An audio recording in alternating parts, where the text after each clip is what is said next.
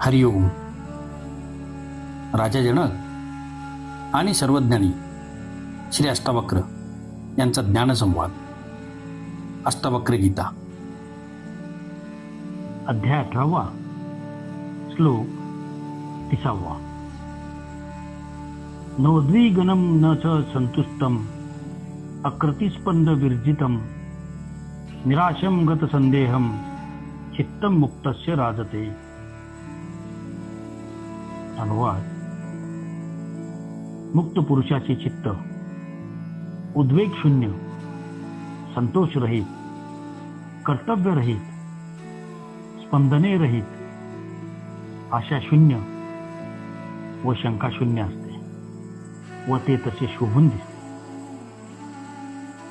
विवेचन. मुक्त पुरुषाचे चित्त पूर्णतया शांत होते. सर्व प्रकारचे द्वंद्वे मिटतात व त्यामुळे ज्याच्या चित्तात उद्वेग, संतोष, आशा, शंका यापैकी कशालाही जागा नसते. त्याची सर्व कर्मे विवेकपूर्ण व स्वाभाविकपणे होणारे असतात. त्याचे मन अहंकारामुळे किंवा अन्य एखाद्या चित्तवृत्तीमुळे आवेशात येऊन कोणतेही कर्म करण्यास उद्युक्त होत नाही. सर्व कर्मे करून सुद्धा तो त्या कर्मापासून अलिप्त, अस्पर्शित राहतो. अशा चित्तवृत्ती शून्य झालेला पुरुष शोभून दिसतो.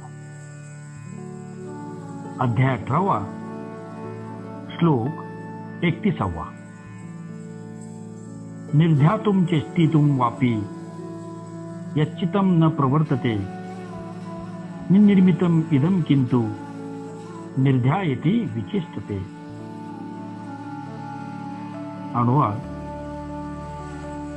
मुक्त पुरुषाचे मन ध्यान किंवा अन्य प्रयत्न करण्यास प्रवृत्त होत नाही, पण तो कोणत्याही निमित्ताशिवाय व उद्दिष्टाशिवाय ध्यान धारणा व कर्म करतो. विवेचन. मी करतो ही भावना म्हणजेच आपणच करता असल्याची भावना केवळ अहंकार आहे. अहंकारच सर्वप्रथम उद्दिष्ट ठरवतो व नंतर कर्म करण्यास प्रवृत्त होतो. उद्दिष्ट नसलेले कर्म अहंकार करूच शकत नाही. त्याला तर प्रत्येक कर्माचे फळ त्याच्या वासनापूर्तीसाठी हवेच असते. फळाची आकांक्षा नसलेले कर्म करणे तो व्यर्थ समजतो. अशा कामाची त्याच्या लेखी काहीच किंमत नसते. ज्या कर्मामुळे पैसा मिळत नाही, सुख मिळत नाही, आनंद मिळत नाही, त्या कर्माला तो कर्मच समजत नाही. त्याकरिता वेळ खर्च करणे तो वेळ वाया घालवण्यासारखे समजतो. असा माणूस जीवनाची किंमत पैसे, मान सन्मान, प्रतिष्ठा या बाबींनी मोजतो. या बाबी मिळाल्या तर जीवन धन्य झाले. मेल्यावर प्रेत यात्रेत 1000 माणसे असली तर जीवन सफल झाले. जर मेल्यावर एकटाच असला तर म्हणतात की कुत्र्याचे मरण आले. जर हजारो माणसांना श्राद्धाचे 12व्याचे जेवण घातले तर म्हणतात की स्वर्गात गेला. अज्ञानी माणसांनी ज्याप्रमाणे आपापल्या कसोट्या निश्चित केल्या आहेत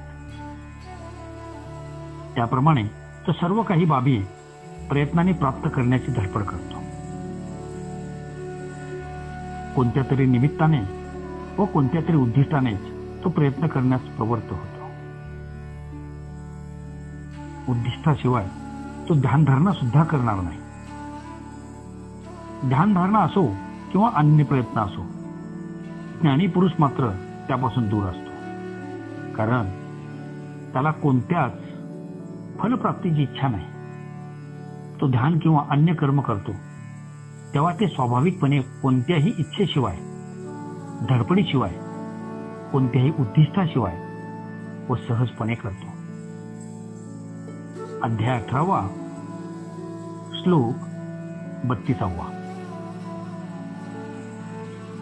तत्वं यथार्थमाकर्ण्य मंदः प्राप्नोति मूढताम् अथवा आयाति संकोचम मूढः को अपि मूढवत्. अनुवाद व विवेचन.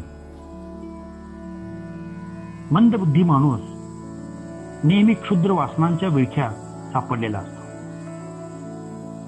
त्यामुळे त्याला व्यक्तिगत स्वार्थाशिवाय दुसरी काहीच दिसू शकत नाही. त्याचे सारे लक्ष शरीर पोषणाकडे लागलेले असते. इंद्रियांची उपभोगाशिवाय अन्य कोणत्याही बाबीत त्याला स्वारस्य नसते. अशा संकुचित मनोवृत्तीच्या माणसाला शाश्वत सत्याची माहिती दिली तरी ते ऐके तो मूढच राहतो. आत्मज्ञानाचा तत्वबोध अत्यंत सूक्ष्म बाबींचे विवेचन करणारा असून तो स्थूल बुद्धीच्या माणसाला कसा काय कळणार? ज्याचे चित्त वासनाग्रस्त आहे, अहंकारी आहे, इच्छा आकांक्षाने भरलेले आहे, तो या तत्वबोधाला सुद्धा विकृत करून टाकेल. ज्याप्रमाणे विषामध्ये अमृत मिसळले ते अमृत सुद्धा विष होते, त्याचप्रमाणे मूढ माणसाला तत्वबोध सांगूनही तो वाया जाणार. या उलट ज्ञानी माणूस वरपांगी मूढ असल्यासारखा दिसत असूनही स्वतःतील चैतन्य शक्ती जाणून समाधी लावतो. बाह्यांगी मात्र ज्ञानी माणूस मूढ असल्यासारखा व्यवहार करतो, कारण आपली अनुभूती प्रकट केल्याने कार्यात बाधा येईल हे तो जाणतो. तो ती अनुभूती प्रकट करू इच्छित नाही, कारण तिच्या प्रदर्शनामुळे अहंकार वृद्धिंगत होऊ शकतो. अध्याय 18 श्लोक 33. एकाग्रता निरोधो वा मूढेर अभ्यसते पुरुषम दिराह कृत्यम न पश्यन्ति सुप्तवत स्वपदे स्थिताः. अनुवाद. चित्तवृत्तींचा निरोध करण्यासाठी व एकाग्रता साधण्यासाठी अज्ञानी माणूस बरेच प्रयत्न करतो, परंतु ज्ञानी पुरुष निद्रिस्त व्यक्तीप्रमाणे आपल्या स्वभावानुसार शांत राहतो व तो काही करू शकतो असेही दिसत नाही. विवेचन. आत्मज्ञानासाठी कोणतीही विशिष्ट उपासना पद्धती स्वीकारावी लागत नाही. काहीतरी खटपट करून कुणाला आत्मज्ञान प्राप्त झालेले नाही. बुद्धाने 6 वर्ष खूप वेगवेगळे प्रयत्न केले, पण त्यांच्या हाती काहीच लागले नाही व सर्व करणे सोडले तेव्हा त्याला ज्ञानप्राप्ती झाली. मिळायला फार वेळ सुद्धा लागत नाही. राजा जनकाला ज्याप्रमाणे एका क्षणात आत्मज्ञान झाले, त्याप्रमाणे एका क्षणात त्याची प्राप्ती होती. काहीतरी प्रयत्न केल्याने ते प्राप्त होते ही समजूनच खोटी आहे.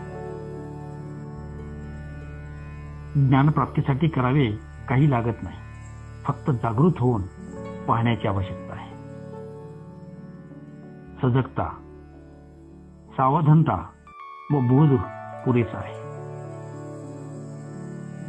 जे तुम्ही हरवलेलेच नाही ते शोधणार कसे? जे आपल्याच आत आहे त्याचा शोध कशाचा? जो आपलाच स्वभाव आहे त्याच्यासाठी प्रयत्न काय करायचे? परंतु सारे प्रयत्न असतात ते अंतःकरणाच्या शुद्धीसाठी. जोपर्यंत चित्त निर्मल व शुद्ध होत नाही तोपर्यंत आत्म्याची जाणीव होऊ शकत नाही. म्हणून अज्ञानी साधक चित्तवृत्तीचा निरोध करण्यासाठी किंवा एकाग्रतेसाठी वेगवेगळ्या प्रकारची साधना करतात. पुन्हा पुन्हा त्याचा अभ्यास करतात, कारण मन मोठे चंचल आहे. पुन्हा पुन्हा प्रयत्नपूर्वक एकाग्र केल्यावरही मन विषय वासनांकडे पुन्हा पुन्हा ओढ घेते. विषय वासनांकडे मन वळू नये म्हणून प्रयत्न करण्यातच खूप काळ वाया जातो. एकदा मन एकाग्र झाले व जागृत झाले तर ज्ञान प्राप्तीसाठी वेळ लागत नाही. म्हणून मुनिश्रेष्ठ अष्टावक्र स्वामी म्हणतात की अज्ञानी माणूस एकाग्रतेसाठी व चित्त निरोध साधण्यासाठी बरेच प्रयत्न करतो, परंतु ज्याचे चित्त शांत झाले आहे त्याला काहीच करावे लागत नाही. तो झोपलेल्या माणसाप्रमाणे आपल्या स्वभावानुसार स्थिर व शांत असतो, कारण आत्मस्वरूपात विलीन झाल्यावर करण्यासाठी त्याच्यासाठी काही शिल्लक राहत नाही. ओम शांती शांती शांती.